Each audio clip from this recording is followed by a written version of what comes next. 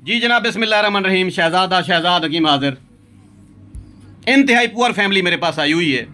इनकी कुल कायनात, इनकी कुल प्रॉपर्टी, एक अदद बैल था जो फोत हो गया है। कि में से दांत मर गए, कड्डन मोए 6 दिन हुए हैं। ये बंदा रेहड़ी पर कोई रोजी रोटी करके आता था, बच्चे पालता था। बाल चोखे होंगे दे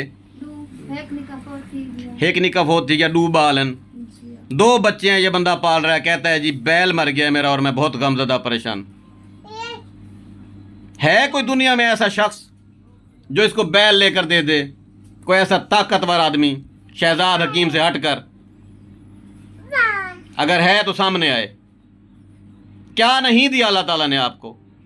जायदादें, ज़मीनें, जागीरें, डॉलर, पैसे, V8।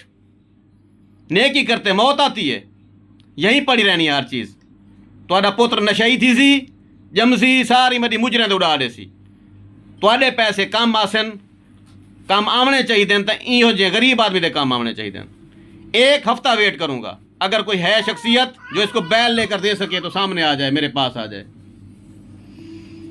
नहीं तो फिर मैं खुद इसको बैल लेकर दूंगा। ठीक है जी? तो आपको डांत गेन के रेसो।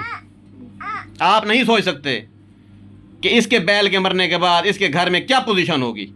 फाके कहाँ तक आए होंगे, गुर्बत ने कहाँ तक इनको तोड़ा होगा, शरीकों की बातें कहाँ तक। नेकी करें। नेकी करने के लिए ज़्यादा सोचा मत करें, कैलकुलेट मत किया करें। अल्लाह ताला के साथ आप कारोबार करें। अल्लाह ताला ने देना है, उसकी मर्जी है, जिसको चाहे दे दे।